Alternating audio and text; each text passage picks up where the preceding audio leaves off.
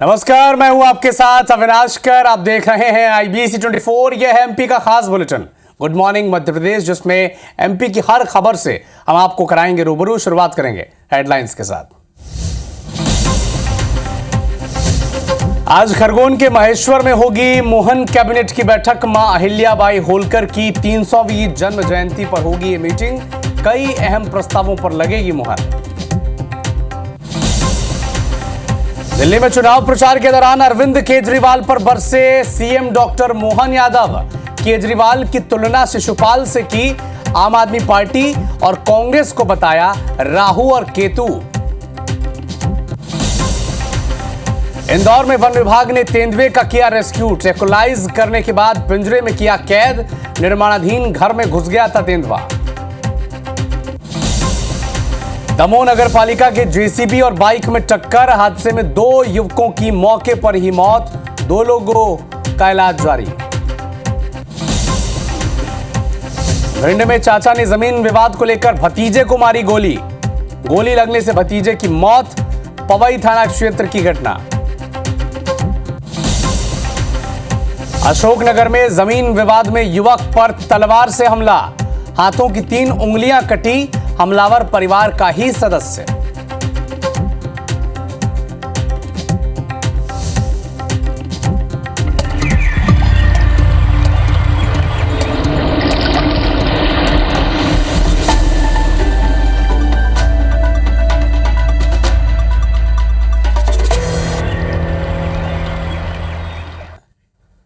इंदौर में पुलिस ने एक आरोपी युवक का जुलूस निकाला। इसने किया क्या था? चाय के पैसे देने को लेकर इसने चाकू से हमला कर दिया। अब देखिए, चाय का पैसा देने को लेकर विवाद हुआ तो इसने चाकू से हमला कर दिया और फरार हो गया था। लेकिन पुलिस ने इसने गिरफ्तार किया और अब इसे देखिए किस तरह से इसका जुलूस निकाला गया है। कान पकड़कर इसने माफी मांगी है और बाकायदा जुलूस निकालकर बीच बाजार से इसे गुजारा गया, ताकि ऐसे लोगों का दहशत लोगों के बीच कम हो, खत्म हो। और एक संदेश देने की भी कोशिश की मध्य प्रदेश में, इंदौर में केवल और केवल कानून का राज है। और ये भी आप समझें कि किस स्तर का व्यक्ति है जो चाय के पैसे के लेन देन को लेकर चाकू से हमला कर सकता है।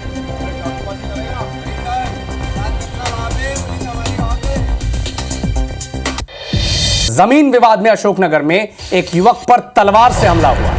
दोनों हाथों की 3 उंगलियां कट गई, अलग हो गई। हमलावर युवक के परिवार का ही सदस्य है। और देखिए उस पिता की बेबसी कि कटी हुई उंगलियां लेकर वो अस्पताल पहुंचा। मिन्नत करने लगा कि कैसे इस उंगलियों को जोड़ दिया जाए। युवक की हालत गंभीर है। फिलहाल उसे भोपाल रेफर कर दिया गया है। बहादुरपुर थाना क्षेत्र के ओंडेर गांव की यह घटना बताई जा रही है। तो कटी हुई उंगलियों को लेकर पिता अस्पताल पहुंचा और हमला करने वाला भी परिवार का ही सदस्य है। तो देखिए, जमीन विवाद इसने वो रूप धारण कर लिया कि अपने ही परिवार के लोगों का खून निकालने में भी उसने कोई शर्मिंदगी महसूस नहीं की। 3 उंगलियां दोनों हाथों की काट दी तलवार से। और बेबस पिता की मजबूरी देखिए कि उन कटी हुई उंगलियों को लेकर वो अस्पताल पहुंचा और मिन्नत करने लगा कि कैसे ये उंगलियां फिर से उसके बेटे के हाथों में जुड़ जाए। स्थिति गंभीर है। भोपाल उसे रेफर कर दिया गया है। दमोह में सड़क हादसे में 2 लोगों की जान चली गई है। नगर पालिका की जेसीबी और बाइक के बीच में भिड़ंत हुई है और बाइक सवार 2 युवकों की मौके पर ही मौत हो गई। अब देखिए, एक बाइक पर 4 लोग सवार थे और जेसीबी जो खड़ी हुई थी वहां जाकर ये टकरा गए। 2 लोगों की मौत हो गई। 2 की स्थिति गंभीर है। लेकिन सवाल यह है कि लापरवाही किसकी? लापरवाही तो इन्हीं युवकों की थी। एक बाइक पर 4 लोग क्यों बैठे हुए थे? सवाल यह भी है। 2 व्हीलर कहा जाता है, 2 लोग उस पर बैठते हैं, लेकिन ये 4 लोग बैठकर एक बाइक पर जा रहे थे और अनियंत्रित होकर ये बाइक जाकर जेसीबी में टकरा गई। और बार बार IBC 24 आपसे अपील करता है कि इस तरह की लापरवाही ना बरतें, क्योंकि थोड़ी देरी हो सकती है लेकिन आपकी जान से ज्यादा कीमती वो समय नहीं है।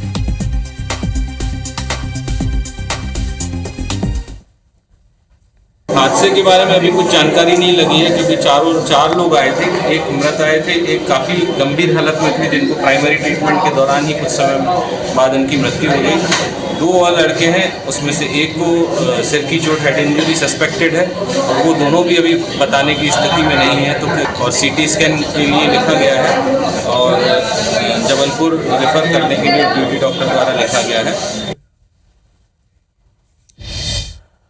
भोपाल में एक स्कूली बच्चे के जूते में सांप मिला है। एशिया का सबसे जहरीला सांप रसेल वाइपर प्रजाति का यह सांप था, जो जूते में छिपकर बैठा हुआ था।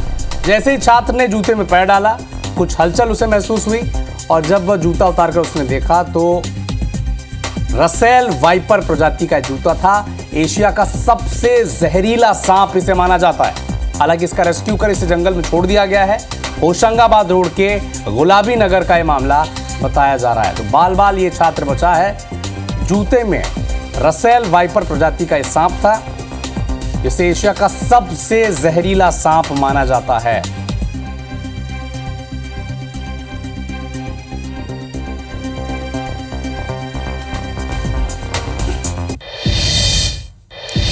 नीमच में गेहूं के खेत में 6 फीट का मगरमच्छ मिला है।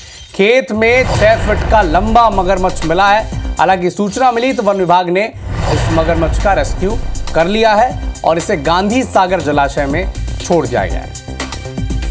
तो नीमच की खबर है, गेहूं के खेत में 9 फीट लंबा मगरमच्छ मिला है। हालांकि वन विभाग की टीम ने इसे रेस्क्यू कर गांधी सागर जलाशय में छोड़ दिया है।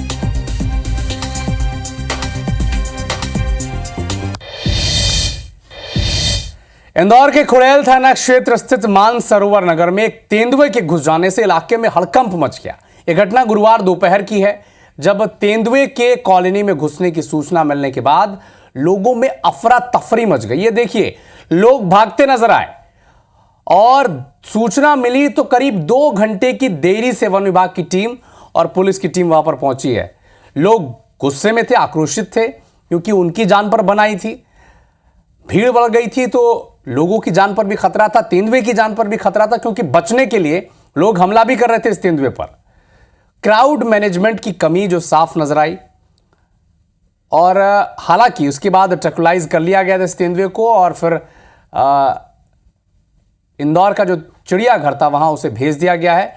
मानसरोवर नगर इलाके में ये जो तस्वीर आप देख रहे हैं ये वहीं की है। लोग परेशान थे, गुस्से में भी थे, क्योंकि 2 घंटे तक अगर सूचना के बाद वन विभाग का अमला और प्रशासन की टीम नहीं वहां पर पहुंचेगी तो बड़े सवाल वहां पर उठेंगे। ये जाहिर सी बात है, अगर आपके इलाके में तेंदुआ घुस जाए और 2 घंटे तक आपको मदद न मिले तो आपकी स्थिति कैसी होगी, ये भी आप समझ सकते हैं, अंदाजा लगा सकते हैं। 1.5 से 2 साल का देखने से ये लग रहा है कि 1.5 से 2 साल इसकी उम्र है। किसी प्रकार की कोई जनहानि नहीं है, किसी प्रकार जंगल है पास में आपका देवगुराड़ी की जो पहाड़ी है और रालामंडल अभ्यारण्य है, और आजकल तो काफ़ी संख्या इनकी बढ़ गई है। तो ये शहरी क्षेत्र में अधिकतर अपने भोजन, आवास, पानी को देखते हुए आते हैं।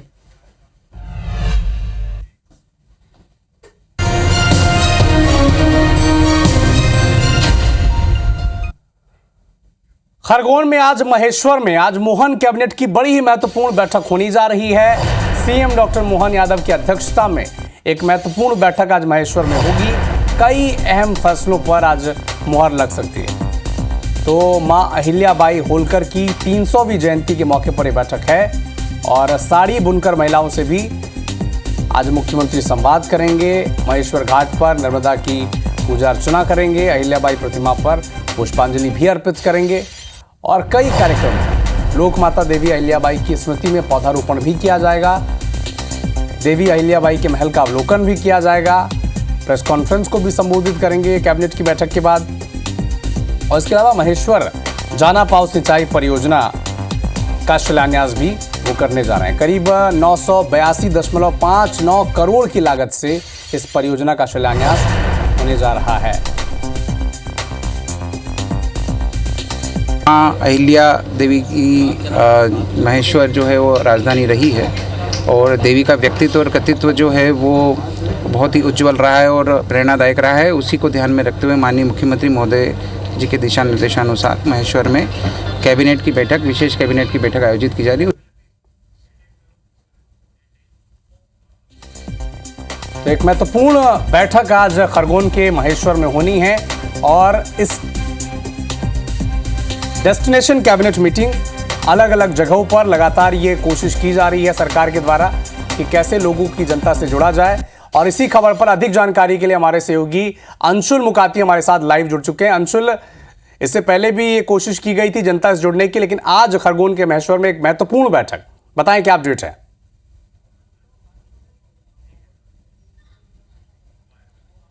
जी बिल्कुल, आपको बता दूं कि एक बैठक जो है महेश्वर में जो कैबिनेट की बैठक होने जा रही है वो बहुत ही खास भी मानी जा रही है, क्योंकि यहाँ से कई अहम फैसले जो हैं वो निकलने वाले हैं। सबसे पहले मैं आपको बता दूं कि महेश्वर में जिस जगह ये बैठक होने वाली है उसी जगह हम खड़े हैं और आप देख सकते हैं कि किस तरह से इस पूरी जगह को सजाया गया है। जो महेश्वर का जो किला है और उसके अंदर जिस प्रकार से राजवाड़ा जिसे बोला जाता है, जहाँ पर देवी अहिल्या जो बैठ करके अपना सुशासन चलाती थी, उसी तर्ज पर इस पूरे परिसर को सजाया गया है। इस पूरे परिसर में जो महेश्वर का किला है उसी की तर्ज पर इस पूरे परिसर की सजावट की गई है। एमपीटी में ये पूरी बैठक जो है ये होना है, जिसमें मोहन यादव जो है प्रदेश के मुख्यमंत्री, उनकी अध्यक्षता में बैठक होगी और मंत्री परिषद के सभी सदस्य जो है वो यहाँ पर शामिल होंगे। और खास बात यह है कि पूरी बैठक जो है वो लोक माता अहिल्या को समर्पित की गई है। 300वीं जन्म जयंती वर्ष जो है सरकार मनाने जा रही है देवी अहिल्या का, और उसी के चलते महेश्वर से इसकी शुरुआत जो है की जा रही है। जब यहाँ पर कैबिनेट की बैठक होगी उसमें कई अहम निर्णय जो है वो लिए जाएंगे, जिसमें सबसे खास निर्णय जो है वो शराबबंदी का भी हो सकता है, जिस पर सबकी नजर भी है।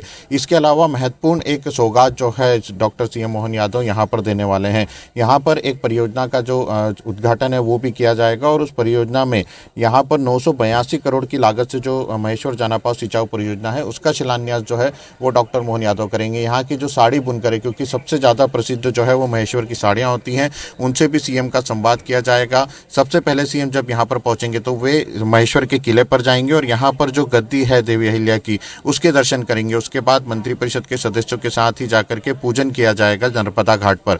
वहां पर पूजन अर्चन करने के बाद जो कैबिनेट की बैठक है वो यहाँ पर एमपीटी जो रिसोर्ट है यहाँ पर आयोजित की गई है और यहाँ पर कैबिनेट की बैठक होने के बाद यहीं पर प्रेस कॉन्फ्रेंस होगी, जिसमें कि वे कैबिनेट के निर्णय की जानकारी देंगे और यहीं पर सभी मंत्रियों का भोजन भी होगा। और सबसे खास बात यह है कि भोजन का मेन्यू जो है वह भी पूरा मालवी अंदाज में है। भोजन के मेन्यू में जो है दाल बाफले लड्डू के अलावा यहाँ के जो फेमस व्यंजन है उन्हें रखा गया है, जिसमें दाल पानिया, गट्टा करी, इस तरह का व्यंजन जो है वो मंत्रियों को परोसा जाएगा। यानी कि कहीं ना कहीं जो महेश्वर की जो यहाँ की सुंदरता है, जो महेश्वर का यहाँ का ट्रेडिशन है वो यहाँ पर मंत्रियों को बताया जाएगा और उसी के अनुरूप इस पूरे परिसर को सजाया भी गया है। पूरे परिसर में इसी तरह की सजावट की है जिससे कि हाथ करघा जो यहाँ का खास माना जाता है उसे बढ़ावा मिल सके, महेश्वर की साड़ियों को यहाँ का बढ़ावा मिल सके और इसके टूरिज्म को बढ़ावा मिल सके। इसी को लेकर के ये जो पूरी कवायद है यहाँ पर की जा रही है और ये कैबिनेट भी जो है ये आयोजित की जा रही है। लगभग 10:30 बजे सीएम डॉक्टर मोहन यादव जो है वो महेश्वर पहुंचेंगे और उसके बाद सबसे पहले किले पर जाकर के राजगद्दी के दर्शन करेंगे। उसके बाद नर्मदा घाट पहुंचेंगे मंत्रियों के साथ,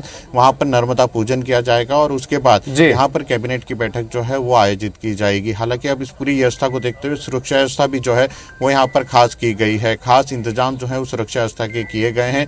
किसी भी आम व्यक्ति को आज के दिन जो है नर्मदा घाट, किले और जहाँ पर कैबिनेट की बैठक होना है उस परिसर में आने की अनुमति नहीं है। इसी के साथ यहाँ पर जब वो साड़ी बुनकर उससे बिल्कुल बड़ी ये महत्वपूर्ण ये बैठक है और 10:30 बजे मुख्यमंत्री डॉक्टर मोहन यादव यहाँ पर पहुंचेंगे। आप नजर बना के रखिएगा अंशुल, आपसे पल पल का अपडेट हम लेते रहेंगे। शुक्रिया। मुरैना से एक बड़ी खबर आप तक पहुंचा दें। कांग्रेस नेता अशोक भदौरिया पर फायरिंग हो गई है। कांग्रेस नेता का बेटा इसमें बाल बाल बच्चा है। 15 से ज्यादा बदमाशों ने फायरिंग और पथराव किया है।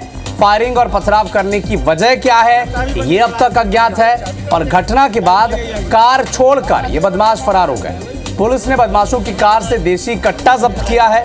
3 नामजद बदमाशों पर मामला दर्ज किया गया है, जबकि 12 से ज्यादा अज्ञात बदमाशों पर भी मामला दर्ज किया गया है। कोतवाली थाना के पुरानी हाउसिंग बोर्ड कॉलोनी की घटना है। कांग्रेस नेता पर फायरिंग और पथराव हुआ है। कांग्रेस नेता का जो बेटा है ये बाल बाल बचा है। कांग्रेस नेता अशोक भदौरिया पर फायरिंग हुई है। सत्येंद्र सिंह तोमर हमारे सहयोगी फोन लाइन पर जुड़े हैं। सत्येंद्र, बताएं इस मामले में क्या अपडेट है अभी और क्या नई बातें निकलकर सामने आई हैं? बिल्कुल देखा जाए तो एक कयास ये भी लगाया जा रहा है कि कहीं ना कहीं राजनीतिक प्रतिद्वंदता भी हो सकती है या कुछ अन्य भी कारण हो सकते हैं इस पूरे घटनाक्रम को लेकर। वहीं जिस तरीके से ये जो घटनाक्रम हुआ है शहर की पोस्ट कॉलोनी पुराना हाउसिंग बोर्ड का घटनाक्रम है और कांग्रेस के नेता अशोक भदौरिया तेल व्यवसायी भी हैं, कहीं ना कहीं वो जैसे ही आ रहे थे तो उसी समय जो कार बदमाश थे, 2 कार और कुछ मोटरसाइकिलों से बदमाश यहाँ पर पहुंचे थे और उसके बाद पथराव और फायरिंग करना चुक बताया जा रहा है। हालांकि ये आया है निकलकर पूरे घटनाक्रम में कि अभी तक जो विवाद के कारण है वो स्पष्ट नहीं हुआ है। कांग्रेस के नेता ने जो कांग्रेस के विधायक दिनेश गुर्जर उनको भी फोन करके ये कहा है कि इस तरीके की गुंडागर्दी तो कहीं ना कहीं ये लग रहा है कि हो सकता है कि कोई राजनीतिक आपस में प्रतिद्वंदता हो या कोई अन्य और भी कारण हो सकते हैं। उन्होंने स्पष्ट तौर से 2 नेताओं पर आरोप लगाए हैं, एक मुरैना के जो मंत्री उन पर और एक विधायक पर। इस आरोप आए हैं कि इस तरीके के गुंडों को भेजकर जो बदमाशी की जा रही है वो निराधार गलत है। और उसके बाद जब कोतवाली पुलिस भी आसपास के जो लगे सीसीटीवी फुटेज है, कैमरे हैं, उनको भी खंगाले जा रहे हैं। तो अभी हालांकि जिन पर आरोप लगे हैं, जिन पर आरोप लगाए जा रहे हैं, उनके खिलाफ एफआईआर दर्ज हुई है? नहीं, उन लोगों पे आरोप लगाए गए हैं, लेकिन जो बदमाश है उसमें से 3 जो बदमाश थे उनको चिन्हित किया गया है और 1 दर्जन से जो अधिक अज्ञात लोग हैं उनको उन पर मामला दर्ज किया गया है। पूरे घटनाक्रम में 3 लोगों को पुलिस और जो व्यवसायी है उनके द्वारा चिन्हित किया गया है, क्योंकि कुछ वीडियो भी सामने आए हैं। जिस तरीके से एक जो कार चालक था वो भागने का प्रयास किया, सामने जब उसका वीडियो बनाया गया और वो वहां से भागने में सफलता हासिल कर गया था, लेकिन जो कार में से कट्टा, एक कारतूस और जो कार है वो पुलिस ने जब्त कर ली है। हालांकि अब पुलिस आसपास के फुटेज भी तलाश रही है और जो आरोपी हैं 3 जो चिन्हित किए गए हैं उनकी भी तलाश की जा रही है और जो अज्ञात आरोपी हैं उनकी भी तलाश की जा रही है। आप अशोक भदौरिया से भी बातचीत करिएगा सत्येंद्र, और प्रशासन के अधिकारियों से भी बातचीत करिएगा कि जो आरोप लगे हैं बड़े गंभीर हैं, उस पर जांच पुलिस क्या कर रही है और अशोक भदौरिया का पक्ष क्या है ये भी उनसे पूछिएगा। पल पल का अपडेट आपसे आगे हम लेंगे। शुक्रिया तमाम जानकारी। भोपाल की प्रतिष्ठित कोचिंग संस्थान फिटजी के खिलाफ पेरेंट्स ने एक बड़ा मोर्चा खोल दिया है। फिटजी की एक जानी मानी कोचिंग संस्थान है, आपको पता ही है, और पूरे भारत में लगभग 70 से अधिक ब्रांचेज इसके हैं। भोपाल सेंटर में लगभग 700 बच्चे पढ़ रहे हैं। दिसंबर के पहले हफ्ते में इन बच्चों को सूचना मिली थी कि ये कोचिंग बंद हो चुकी है। इसके बाद संस्थान ने पेरेंट्स को ऑनलाइन क्लासेस देने की बात कही, जो कि शुरू नहीं हुई। और इसी बीच भोपाल सेंटर के संचालक ने पेरेंट्स को लेटर जारी किया जिसमें लिखा कि हमारे हाथ में कुछ भी नहीं है, आपको हम पैसे नहीं दे सकते, अगर आपको पैसे चाहिए तो आप दिल्ली जाकर अपने पैसे ले लें। बता दें कि फिटजी में एक बच्चे की फीस लगभग 2 से 2.5 लाख रुपए हैं। कुल मिलाकर 12 से 15 करोड़ रुपए का फ्रॉड फिटजी ने किया। ये तो कम से कम इससे साफ हो ही जा रहा है। फिलहाल पेरेंट्स ने इसकी शिकायत अब पुलिस से की है, लेकिन देखिए फिटजी एक जो जानी मानी संस्थान जैसे माना जाता था, अब 2-2.5 लाख रुपए एक एक बच्चे से लेकर ये रफू चक्कर हो गए हैं। और जो मैनेजमेंट है वो कह रहा है कि हमारे पास तो पैसे हैं नहीं, आप दिल्ली जाकर अपने हिस्से का पैसा ले लें। अभी हमको पुलिस से और प्रशासन से यही कहना चाहेंगे कि भैया हमारे सारे अभिभावकों की फ़ीस उनको रिफ़ंड की जाए, जिससे कि क्योंकि हम पे बहुत प्रेशर है कि आज हम बच्चों के साथ कहाँ जाएंगे। उन्होंने हमें एक लेटर भी जारी किया है कि जो भी बात करनी है वो भोपाल सेंटर में ना बात करके अब दिल्ली सेंटर में बात करें, उनके हाथ में कुछ भी नहीं है। फीस रिफ़ंड होनी चाहिए, क्योंकि बहुत ज़्यादा इन्होंने मतलब हमको पहले आश्वासन दिए, सब किया, और हमने उनका मतलब फ़ीस भरते गए, सब हुआ, लेकिन अब तो कुछ दिख ही नहीं रहा है। और इस तरह से कुछ भी नहीं होगा तो फिर आगे और भी कोचिंग सेंटर्स हैं, इतने पेरेंट्स, हर जन डरेगा ना अपने बच्चे को कोचिंग सेंटर में एडमिशन दिलाने से पहले। पेरेंट्स लगातार आ रहे हैं अगली कार्रवाई के लिए, तो हम लोगों ने उनसे बातचीत करने का प्रयास किया है ईमेल के द्वारा, और अभी जल्दी हम एक टीम रवाना करेंगे दिल्ली।